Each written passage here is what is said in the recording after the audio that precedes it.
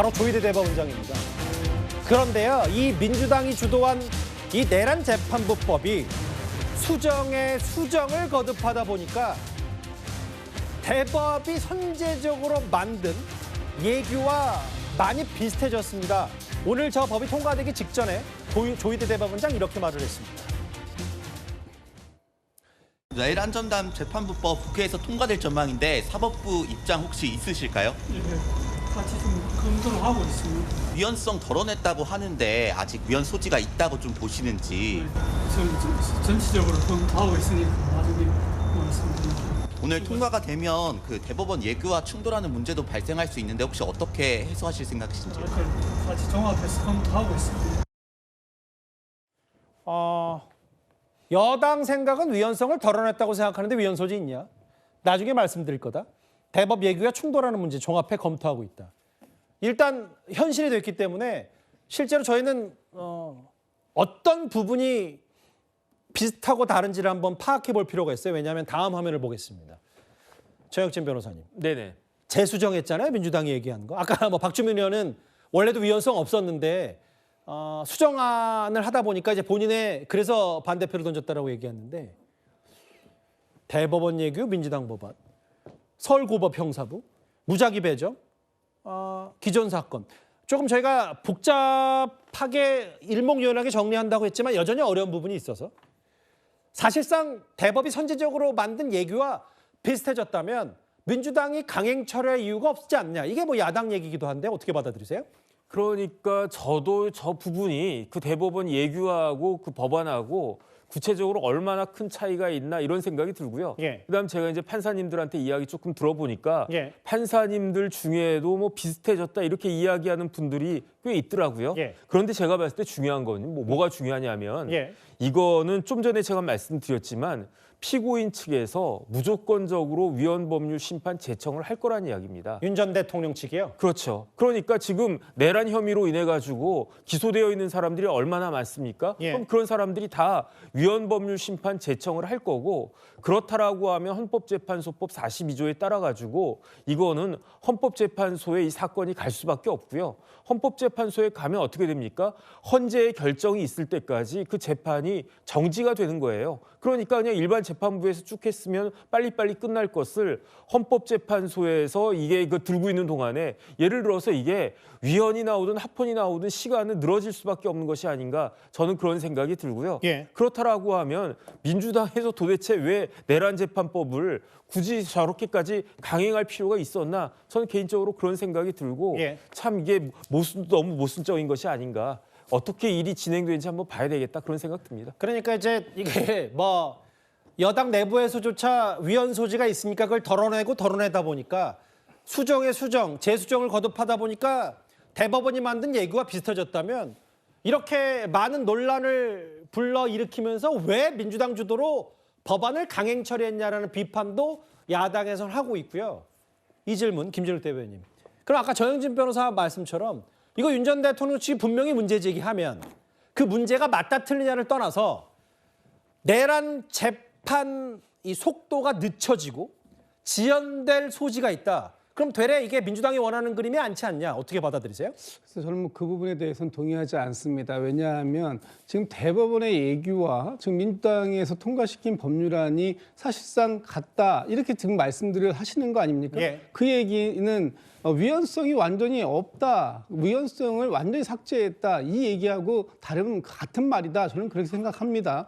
그렇기 때문에 지금 헌법재판소에 가서 이것이 굉장히 그 기간 동안에 길어질 것이다 이런 말씀 주시지만 그 헌법재판소에 간다고 하더라도 대법원에서 정한 예규와 같다면 이것은 각하 사유에 해당할 수 있다라고 보고요. 예. 그 기간 동안이 그렇게 길어질 것 같지 않다. 그리고 어차피 이것이 1심 재판부를 바꾸는 것이 아니라 예. 1심 재판의 결과가 나온 이후에 바로 항소심부터 적용될 수 있도록 해놓은 것이기 때문에 이 항소심을 준비하는 기간 동안에 충분히 그런 헌법재판소에서의 판단 이런 부분들도 나올 수 있다라고 기대하고 있고요. 예. 이것 때문에 윤석열 전 대통령의 내란 재판과 관련된 부분이 예. 시간이 늘어질 것이다라고 말씀 주시는 것은 기우다라고 저는 생각하고 있습니다. 기우다.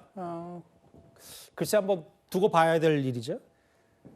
여전히 여당에선 조희대 대법원장을 겨누고 있고 조희대 대법원장 오늘 이 내란 재판부법이 법으로 못 박았기 때문에 그 부분에 대한 나중에 추후 입장을 낼지 말지도 검토 중이라고 했습니다. 어제 저희가 거의 속보성으로 만나봤다시피 내란 특검이 조희대 대법원장이 계엄 당일에 계엄은 위헌이다. 또한 연락관을 파견하지 말라라고 했으면서 무혐의 처분을 내면서 이런 얘기를 했죠. 그동안 여당에서는 조희대 대법원장이 내란에 가담했다며 집중 공격을 했었습니다. 그 목소리 들어보겠습니다. 사법부는 12월 3일 내란이 일어난 밤 긴급 회의를 열고 사법권을 어떻게 군사법원에 이양할 것인지를 논의한 것으로 추정합니다. 계엄 사법부를 만들려고 했다고 생각이 됩니다. 근데 저 김병지 의원이 제기했던 저 의혹이 내란 특검팀은 사실이 아니다라고 얘기를 했는데 김근식 교수님, 네. 뭐 그 여당이 조희대 대법원장을 불편하게 생각하는 건 뭐 다 아는 사실입니다만 그것과는 별개로 저 의혹 제기가 사실이 아니면 여당이 정책 책임을 져야 된다는 목소리도 있긴 있어요. 이제 그동안 민주당의 이제 3대 특검을 돌리면서 이른바 내란 프레임을 가지고 너무나 많은 내란몰이를 하지 않았습니까? 예. 그중에 대표적인 첫 번째 대상이 바로 조희대 대법원장이었습니다. 예. 그 이유는 잘 아시는 것처럼 대통령 선거 직전에 조희대 대법원장이 이른바 이재명 당시 후보의 공직선거법 위반 문제에 대한 파기환송, 유죄 취지의 파기환송을 내린 것에 대한 예. 앙심이었고 불만이었지 않습니까? 그래서 얼마나 많은 민주당 국회의원들이 이 조희대 대법원장 체제를 예. 겁박하기 위해서 얼마나 많은 이 망신을 줬고 또 청문회를 했고 또 그 대법원의 현장 국장감사 가서 얼마나 오만한 모습을 보였습니까? 예. 그러한 사감들이 남아있는 상황이었기 때문에 이 3대 특검이 돌아가는 과정에서는 민주당 관계자들뿐만 아니라 민주당 정치인들이 예. 적지 않이 조희대 대법원장도 내란 동조 세력이라고 아예 규정을 했었어요. 그런 내용들에 대해서 지금 오히려 민주당이 가장 강하게 밀어붙였던 내란 특검의 최종 결과가 예. 계엄이 있었던 그날 밤 긴급 회의에서 조희대 대법원장이 이건 완전히 위헌 위법한 불법적인 것이니까 절대 직원을 파견하지 마라, 법관을 파견하지 마라라고 이야기를 했다는 게 확인이 되지 않았습니까?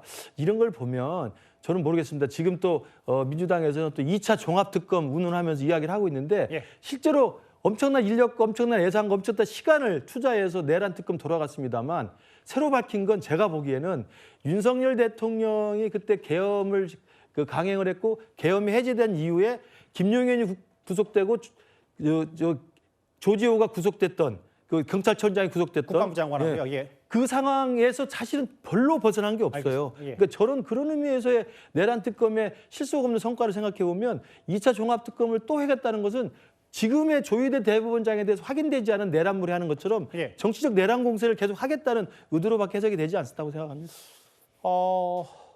일단 조희대 대법원장과 이 내란 관련 내란 특검 계엄 당일에 이렇게 위헌이라고 명시적으로 얘기했기 때문에 내란 특검 무혐의로 했는데 잠깐만요. 조금 전에 추미애 법사위원장이 조희대 대법원장을 겨냥한 글을 몇 개 올렸더라고요. 물러나라라고 하면서 이유는 뭡니까?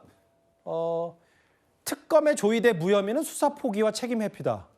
이 얘기를 했는데 이게 최진봉 교수님, 추미애 법사위원장이 봤을 때는 내란 특검이 수사를 잘못했으니까 혐의가 분명한데 왜 조희대 대법원장 무혐의 처분했냐? 저건 조희대 대법원장을 비판한 게 아니라 내란 특검을 조은석 특검을 비판한 겁니까 그러면? 그러니까 특검에서 조사한 내용에 대해서 이제 특검은 이렇게 피의 사실을 인정할 뚜렷한 증거가 없다라고 얘기했거든요. 이제 그 부분에 대해서 약간 비판을 했어요. 추미애 지금 법사위원장은. 왜냐하면 추미애 법사위원장이 그러면서 증거로 얘기한 게 뭐냐면 언론 보도에 따르면 이게 추미애 법사위원장이 올린 글입니다. 그 계엄사령관의 지시나 비상계엄 매뉴얼에 따라 향후 대응 방안을 마련하겠다는 취지의 입장 발표가 있었다. 그렇다고 하면 이게 계엄에 동조한 게 아니냐 이렇게 좀 주장을 하고 있는 것이고요. 아마 이제 특검에서는 명확한 증거가 없기 때문에 무혐의 처분을 한 것 같은데 그 부분에 대해서 좀 미흡한 부분이 있다라고 하는 게 추미애 지금 법사위원장의 주장인 것 같고, 그러니까 조희대 대법원장이 물론 이제 그 특검에서 얘기한 내용을 보니까 회의에서 있었던 사람들의 증언, 진술 이걸 가지고 무혐의 처분을 했더라고요. 이 부분을 믿지 못하겠다 이런 의도라고 생각합니다. 내란 특검을 믿지 못하고 이제 물러나라라고 하면 글쎄요. 알겠습니다. 오늘 내란 재판부법 통과 당일에 추미애 법사위원장이 조희대 대법원장을 겨눴고요. 특검의 어제 얘기와 함께 종합적으로 살펴봤습니다.